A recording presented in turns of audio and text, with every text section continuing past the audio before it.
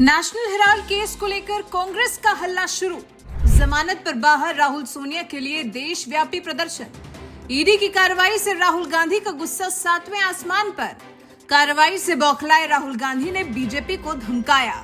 जी, लोकसभा में नेता प्रतिपक्ष राहुल गांधी बौखलाए हुए हैं। नेशनल हेराल्ड केस को लेकर ईडी की कार्रवाई से बीजेपी पर गुस्सा निकाल रहे हैं, बीजेपी को धमका रहे हैं। सुनिए।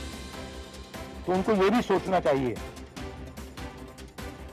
ये वो सब कर रहे हैं कि किसी ना किसी दिन बीजेपी की सरकार बदलेगी और फिर कार्रवाई होगी, और ऐसी कार्रवाई होगी कि मैं गारंटी कर रहा हूं ये फिर से कभी नहीं होगा। तो उनको भी सोचना चाहिए। जी, यही अंदाज है राहुल गांधी का नेशनल हेराल्ड केस में फिर से शुरू हुई कार्रवाई को लेकर। नेशनल हेराल्ड केस में ईडी ने कांग्रेस नेताओं सोनिया गांधी, राहुल गांधी, सैम पित्रोदा और सुमन दुबे समेत अन्य के खिलाफ मनी लॉन्ड्रिंग के आरोप में चार्जशीट दाखिल की है। 9 अप्रैल को यह चार्जशीट दाखिल की गई थी, जिसे दिल्ली की राउज एवेन्यू कोर्ट के विशेष न्यायाधीश विशाल गोगने ने जांचा। अदालत ने अगली सुनवाई के लिए 25 अप्रैल की तारीख तय की है और उससे पहले कांग्रेस धरने पर उतर आई है। कांग्रेस देशव्यापी प्रदर्शन कर रही है, जिस पर बीजेपी ने भी पलटवार किया है। बीजेपी नेता रविशंकर प्रसाद ने कांग्रेस को याद दिलाया है कि ये किसी को भी भूलना नहीं चाहिए कि नेशनल हेराल्ड केस में राहुल गांधी और सोनिया गांधी जमानत पर बाहर हैं। और एक बात को ध्यान रखा जाए कि सोनिया जी, राहुल गांधी बेल पर हैं।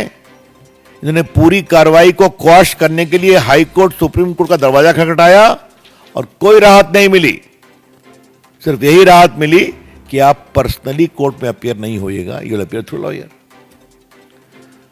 तो जो चीज 4 साल से चल रही है, जिसमें आप संतोषजनक जवाब नहीं दे पाए, जहां कानून अपना काम कर रहा है, वहां पर कर रहे हैं वेंडेटा।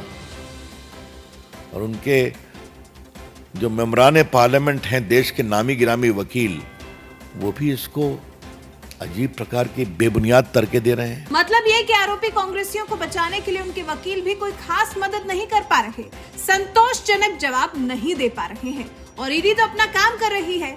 ईडी ने चार्जशीट में आरोप लगाया कि सोनिया गांधी और राहुल गांधी नेशनल हेराल्ड अखबार के प्रकाशक एसोसिएटेड जर्नल्स लिमिटेड की 2000 करोड़ की संपत्तियों को हड़पने के लिए आपराधिक साजिश रची। ईडी ने कहा कि साजिश के तहत उन्होंने कंपनी के 99% शेयर सिर्फ 50 लाख रुपए में बेच दिए। एजेएल की ये संपत्तियां एक प्राइवेट फर्म यंग इंडियन द्वारा खरीदी गई थी और इस फर्म के मालिक सोनिया गांधी और राहुल गांधी हैं।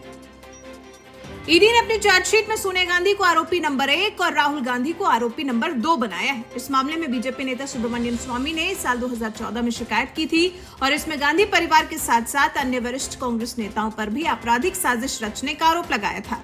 वहीं अगर सिलसिलेवार जाने कि इस केस में अब तक क्या क्या हुआ है, तो चलिए ग्राफिकली समझते हैं। साल 2015 इस मामले में शिकायत किए जाने के बाद सोनिया गांधी, राहुल गांधी, मोतीलाल वोरा, ऑस्कर फर्नांडिस और सुमन दुबे को पटियाला हाउस कोर्ट ने जमानत दी है। साल 2016 सभी 5 आरोपियों को सुप्रीम कोर्ट ने व्यक्तिगत रूप से पेश होने से छूट दे दी, लेकिन उनके खिलाफ कार्रवाई समाप्त करने से इनकार कर दिया।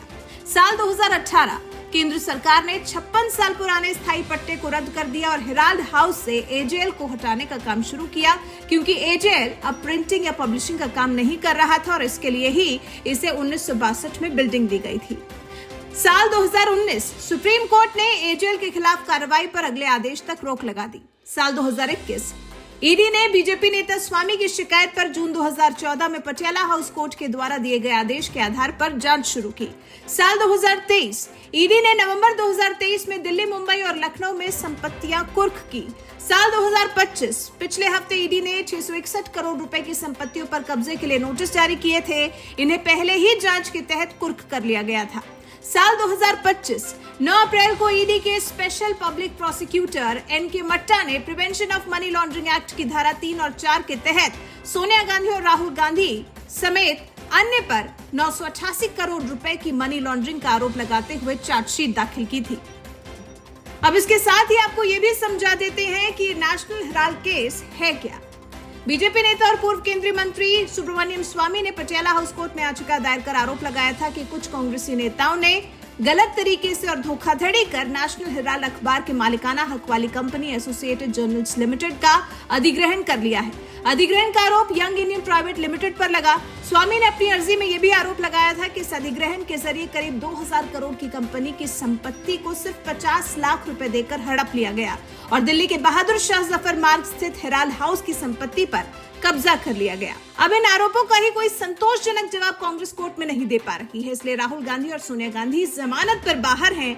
उसके बाद भी कांग्रेस सड़कों पर उतरकर हल्ला काटे है।